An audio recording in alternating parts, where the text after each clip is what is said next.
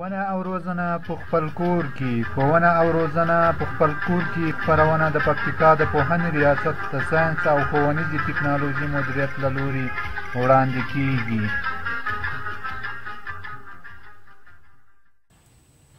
بسم الله الرحمن الرحیم. زه استاد محمد لیوال د فیزیک مضمون د 10م ټولګي موضوع ته حاضر شوی یم. هیله او امید ده چې موضوع به تر پایه راسره تعقیب کړئ. د نن ورځې موضوع مو په بین المللي سیستم کې واحدات دي. په بین المللي سیستم کې د واحداتو د موضوع د څرګندېدلو یو مهم علت دا ول چې په نړۍ پر مختلفو هیوادونو کې مختلف واحدات استعمالېدل او دې ډېر اقتصادي زیانونه درلودل. د مثال په ډول باندې که چېرته په یو هیواد کې اجناس په متر باندې واخیستل سي او په بل هیواد کې په فوټ باندې خرڅېږي، نو دلته ګټه او تاوان په سم ډول باندې نسي څرګندېدلی. همدارنګه که چېرته کتلوي اجسام په سلګ باندې واخیستل شي او بیا په کیلوګرام یا په ګرام باندې خرڅېږي، نو دې ډېر زیات زیانونه درلودل. او ان تر دې پورې ځینو هیوادونو کې خو داسې واحدات استعمالېدل چې نورو هیوادونو نه پېژندل. همهغه و چې په 1490 هجري شمسي کال باندې فزیک پوهان مجبور سول تر څو پورې د سویس په ښار کې غونډه وکوي او د دې غونډې په ترڅ کې د 7 کمیتونو لپاره اساسي واحدات وټاکل. په دې برخه کې اوس هغه 7 اساسي واحدات په لنډ ډول باندې تاسو ته درپېژنو. هیله او امید دی چې تر پای پورې به موضوع تعقیب کړی یاست. راځو په د اصلي کمیتونه که داسې وکړو چې نوموړي کمیتونه د شمېر په ډول باندې ولیکو او په یو جدول کې یې واضح کړو. مثلا شماره، کمیت، د کمیت واحد او د واحد سمبول. تاسو وګورئ مثلا اوله شماره، په اوله شماره کې مو کمیت اوږدوالی ده. اوږدوالی د اوږدوالي واحد یا د اوږدوالي د واحد نوم متر او متر سمبول ام یعنې په ام سره ښودل کېږي. دویم کمیت مو کتله ده. کتله د کتلې واحد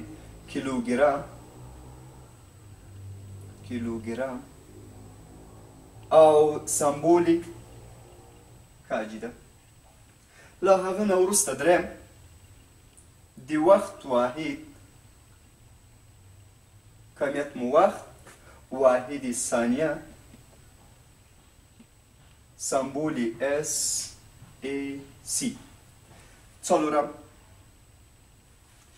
واحد مو شماره مو څلورم سو د واحد لپاره، کمیت مو د موادو مقدار،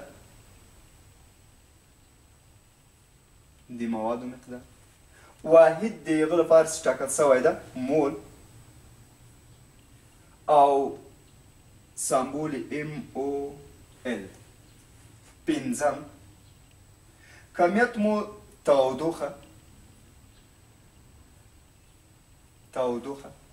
واحد کالوین، سمبولی کا. شپږم کمیت مو د برق شدت و د برق د شدت لپاره واحد امپیر، سمبولی ام پی. اوم اخیرنی د نور شدت، کمیت ده واحد شمع او همدارنګه په سی او ډي سره ښودل کېږي. یقین. 5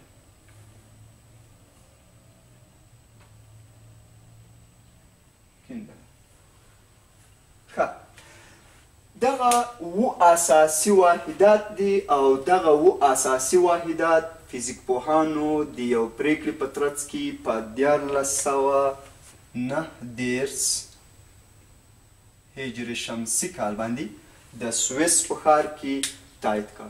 اوس په ټولو هیوادونو کې هغه مهم کمیتونه چې دي په همدغو واحداتو باندې اندازه کیږي. یوه اندازه توپیرونه شته، کوم وخت چېرته ولرل برنامه کې نو په خپل وخت سره به یې درته تشریح کړو.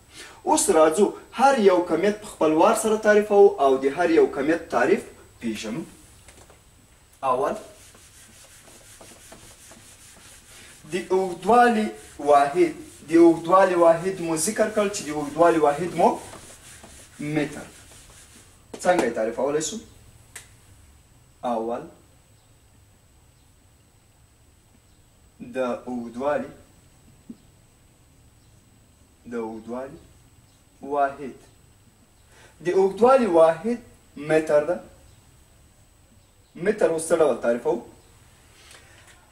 یو متر د هغه مقدار فاصلې څخه عبارت ده چې که چیرې د نصف النهار د کرښې اوږدوالی په 40 میلیونه مساوي برخو باندې وویشو، یوې برخې ته یې متر ویل کېږي. معنا دا چې که بالفرض دا د ځمکې کوره وي، له دې نقطې څخه ونیسه بیا بېرته تر همدغې نقطې پورې دې ته د نصف النهار کرښه ویل کېږي او دا د نصف النهار کرښه که چیرته په 40 میلیونه مساوي برخو باندې وویشل سي، یوې برخې ته یې متر ویل کېږي.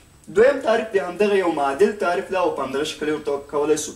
که چیرې د ځمکې د قطب او نصف النهار د کرښې ترمنځ دا فاصله په 10 میلیونه مساوي برخو باندې وویشو، یوې برخې ته یې متر ویل کېږي.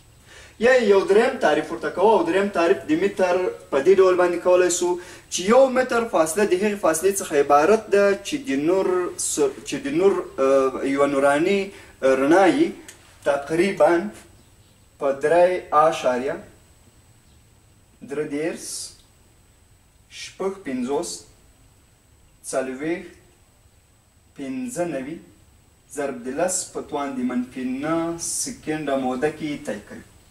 معنا دا شوله چې که چیرته دغه وخت ډېر کوچنی سي او د یوه ثانیه 3.355 ضرب د 10 په توان د -9 موده کې چې کومه فاصله طی کېږي عبارت د متر څخه ده. د متر اصلي شکل یا جوړښت چې ده په سویس په ښار کې ایښودل سوی ده او یو معیاري واحد په ډول باندې ورڅخه استفاده کیږي. او بل دا چې متر اجزا او اضعاف لري او اجزا او اضعاف به یې تاسو په تېرو درسونو کې ویلي. دویم واحد مو د کتلې واحد ده. د کتلې واحد خو کیلوګرام. د کتلې واحد کیلوګرام. اوس د کتلې واحد کیلوګرام موږ څرنګه تعریفوو؟ که چیرته په 4 سانتیګریده کې خالصې اوبه راواخلو او د هغوی کتله په 1 دیسي متر مکعب کې وټاکو، همدغې کتلې ته 1 کیلوګرام کتله ویل کېږي. یا په بل عبارت په 4 سانتیګریده تودوخه کې، یعنې دا معنا چې د اوبو تودوخه به له 4 سانتیګرید څخه کمه او یا هم زیاته نه وي، ځکه په کم او زیات سره بیا انبساط او انقباض کوي. په 4 سانتیګریده تودوخه کې د 1 دیسي متر مکعب اوبو کتلې ته 1 کیلوګرام کتله وایي. د مثال په ډول باندې که چیرته موږ نوموړې کتله په دې ډول باندې وښیو، مثلا دا یو مکعب ډوله لوښی ده او دغه مکعب ډوله لوښی مو هره یوه څنډه اندازه کړله او د هرې یوې څنډې اوږدوالی، یعنې دا معنی چې دا یې هم 1 دیسي متر، سور یې هم 1 دیسي متر او لوړوالی هم 1 دیسي متر. نو که یې حجم پیدا کړو، دیسي متر ضرب دی 1 دیسي متر ضرب دی 1 دیسي متر وی حجم به مساوي ديسيمتر ديسيمتر ديسيمتر یو ديسيمتر مکعب. نو اوس ویلی شو که نوموړی لوښی چېرته په 4 سانتیګریډ تودوخه کې په پوره ډول باندې د اوبو څخه ډک کړو، هغه خالصې اوبه چې په نوموړي لوښي کې ځای شوي دي نو همدغسې هر څومره کتله ولرله له عبارت د 1 کیلوګرام کتلې څخه ده. دریم کمیت لپاره واحد تعریفوم. د وخت واحد ثانیه. د وخت واحد ثانیه اوس موږ څنګه تعریفولی شو؟ که چېرته یوه شپه او ورځ په 84,400 مساوي برخو باندې وویشو، یوې برخې ته یې 1 ثانیه ویل کېږي او په SEC سره ښودل کېږي. معنا دا شوله چې که چېرته 24 ساعته یا پوره یو مکمل دوران په 84,400 مساوي برخو باندې وویشو، یوه برخه چې مو راواخیستله له دې څخه همهغې ته 1 ثانیه وایي. شپه او ورځ. که یوه شپه او ورځ په 84,400 مساوي برخو باندې وویشو، یوه برخه چې مو راواخیستله عبارت د ثانیې څخه ده. ثانیه په خپل وخت سره اجزا او اضعاف لري او په مختلفو مواردو کې ورڅخه استفاده کولی شو. څلورم د موادو د مقدار واحد. د موادو د مقدار واحد مول ده. د موادو د مقدار لپاره موږ اوس دا واحد څنګه تعریفولی شو؟ یو مول د هغه مقدار موادو څخه عبارت ده چې د C12 د کاربن د C12 نوکلاید 0.012 کیلوګرامه معادن. په دې معنی چې که چېرته موږ تاسو د کاربن د 12 نوکلاید یا د دغه ایزوتوپ 12 ګرامه مقدار راواخو، له دې سره پرتله شوي مقدار د موادو ته یو مول مواد ویل کېږي.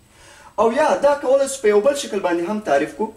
یو مول مواد مقدار د هغه موادو څخه عبارت ده چې که چېرته د یو اتوم اتومي وزن د ګرامونو د شمیر سره مساوي سي او یا د یو مالیکولي وزن د ګرامونو د شمیر سره مساوي سي، عبارت د یو مول موادو څخه ده. د مثال په ډول هایدروجن. د هایدروجن مالیکول په نظر کې نه نیسو بلکې اتوم په نظر کې نیسو. د هایدروجن یو مول مقدار 1 ګرام. همدارنګه د یو بل عنصر سودیم. کله موږ نه پوښتنه وشي سودیم څو ګرامه یو مول مواد کېږي، جواب همدا وي چې سودیم 20 ګرامه یو مول مواد. او همدارنګه یورانیم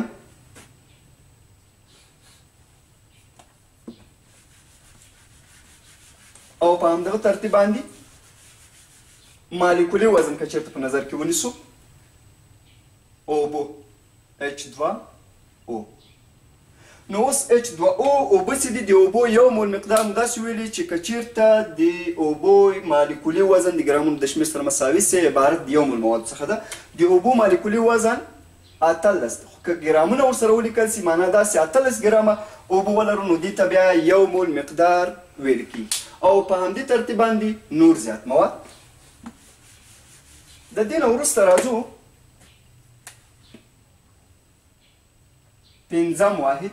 پنځم واحد مو د تودوخې درجې واحد.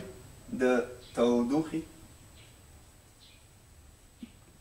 د درجې واحد. د تودوخې درجې واحد کالوین. څنګه یې تعریفولی شو؟ یو کالوین څومره تودوخه ده؟ د دې لپاره چې موږ د تودوخې درجې لپاره مختلف سیستمونه لرو. یو له هغې څخه سانتیګریډ ده او بل له هغې څخه فارنهایت ده او بل له هغې څخه رومر ده او بل له هغې څخه کالوین ده. یعنې دا معنی چې دا څلورې مشهور د تودوخې د درجې د اندازه کولو لپاره واحدونه دي. نو اوس په دې برخه کې کالوین څنګه تعریفولی سو؟ کالوین مو داسې وویلې چې د تودوخې د ترموډینامیکي حرارت درجې یوې په 203.2 برخې ته د تودوخې 1 کالوین درجه ویل کېږي. او یا په بل ډول باندې په ساده او په اسانه ډول باندې 1 کالوین د تودوخې هغه درجه ده چې د اوبو درجه د تودوخې د 203.2 څخه 204.2 کالوینه ته لوړ. معنا دا چې که چېرته 203 د اوبو تودوخه وي او دغه تودوخې درجه یې زیاته سي 204.2 ته لوړه سي، همدغه ورکړل شوې تودوخې ته اوبو ته همدغه ورکړل شوې تودوخه عبارت دي کالوین څخه. یا داسې د دې لپاره چې موضوع یې واضحه سي ویلی شو چې د کالوین په 203.2 کالوینه کې اوبه کنګل کېږي او په 303.2 کې بیا اوبه په جوش باندې راځي. تفاوت د نورو واحدونو د تودوخې سره دا ده. بالفرض دا یو ترمامیتر یا د تودوخې د اندازه کولو آله، دا یوه بله، درېیمه او دا هم څلورم. که بالفرض دا موږ فرنهایت فرض کو، دا سانتیګریډ فرض کو، دا رومر فرض کو او دا هم کالوین فرض کو. نور یو له بله سره فرق نه لري. که په دغو آلو کې چیرته سیماب اچول شوي وي، نو ویلی شو چې که نوموړي 4 وړه آلې راواخو او د کنګل په حالت کې په اوبو کې داخلي کړو، نو سیماب به منقبض به سي، کم به سي، مقدار به یې راکم سي. نو کله چې راکم سول په دغه وخت کې هغه د 0 سانتیګریډ دغه نقطه چې کومه ده دا 0 سانتیګریډ ټاکو او د فرنهایت لپاره یې 2 ټاکو، د رومر لپاره یې 0 ټاکو او د کالوین لپاره یې 203.2 کالوینه ټاکو. اوس اوبو ته تودوخه ورکو. کله چې مو اوبو ته تودوخه ورکړله او اوبه جوش سولې، کله چې اوبه جوش سولې نو منقبض به انبساط به وکوي، مس او یا هم سیماب تر دې ځای پورې به ورسېږي. کله چې تر دې ځای پورې ورسېدل نو دا معنا لري چې په ټولو آلو کې باید یو شانته سیماب او یا هم نور داسې مواد چې په همدغو آلو کې کارول کېږي پورته سي، خو په یوه اندازه باندې پورته سي ځکه تودوخه په یوه اندازه باندې ورکړل شوې ده. نو همدغه تودوخې ته 212 فرنهایت او همدارنګه 100 سانتیګراده او په همدې ډول باندې 80 رومره او په همدې ډول باندې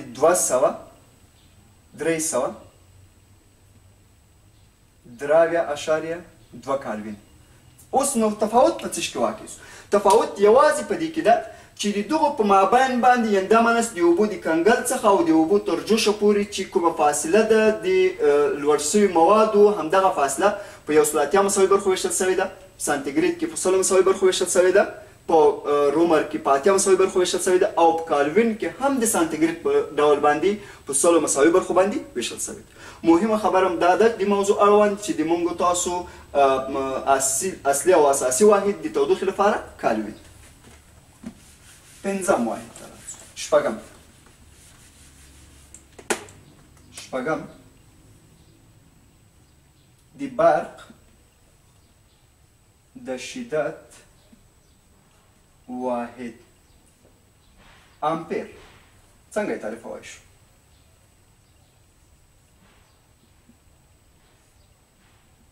د برق د شدت واحد امپیر ده او یو امپیر د برق د هغه مقدار شدت څخه عبارت ده چې په 2 لای تنهي غځېدلو سیمونو کې چې په مابین باندې فاصله عبارت د 1 متر څخه ده او په هر متر کې 2 ضرب د 10 په توان د -2 نیوټنه قوه منځته راوړي عبارت د 1 امپیر څخه ده. معنا دا شوله چې 2 لای تنهي سیمونه، مثلا دا یو سیم او دا بل سیم دا سیمونه باید لای تنهي غځېدلي وي دوی په مابین باندې باید فاصله 1 متر وي په هر متر کې که قوه چیرته هم 2.10 پرتواندې منفي 1 نیوټنه سوله نو موږ وایو چې په دغه لاین کې د برق شدت 1 امپیر ده او که چیرته دا 4 ضرب د 10 پرتواندې منفي 2 نیوټنه سي بیا وایو 2 امپیره ده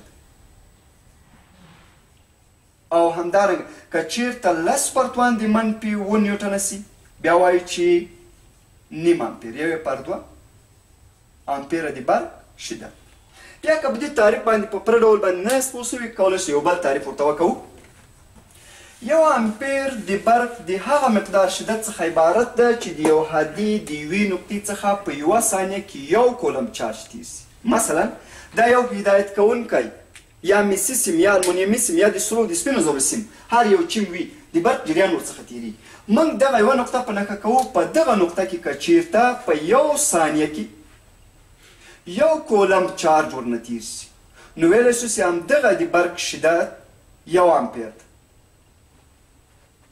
او که چیرته په 1 ثانیه کې 2 کولمبه چارج ورنه تیر سي نو بیا ویلی شو چې د برق شدت 2 امپیر ده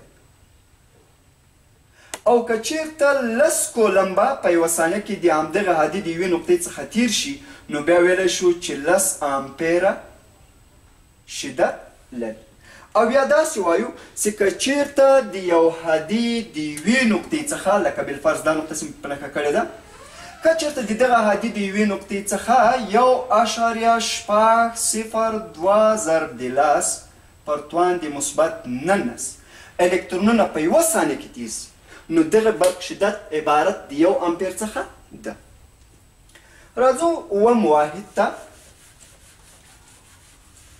اووم واحد څنګه تعریفولی شو اووم د نور د شدت واحد شمع یا کندل دا څنګه تعریفوو د نور د شدت لپاره اساسي واحد چې ټاکل شوی ده هغه عبارت د شمع یا کندل څخه ده یوه شمع د نور د هغه شدت څخه عبارت ده چې په یو لوري باندې وړانګې داسې وارد شي چې د هغې فریکونسي 540 ضرب د 10 پرتواندې مثبت 12 هرتزه وي او په همدغه موده کې په یو جهت په همدغه جهت باندې یوې پر 683 واټه فرستي رادیان د نور شدت تولید کړي عبارت د نور د یو کندل یا شمع د شدت څخه ده دغه و اصلي واحدات دي او په فزیک کې د اصلي واحداتو شمیر همدغه و ده چې هر یو مو بیل بیل تعریف کړ راځو یوې بلې موضوع ته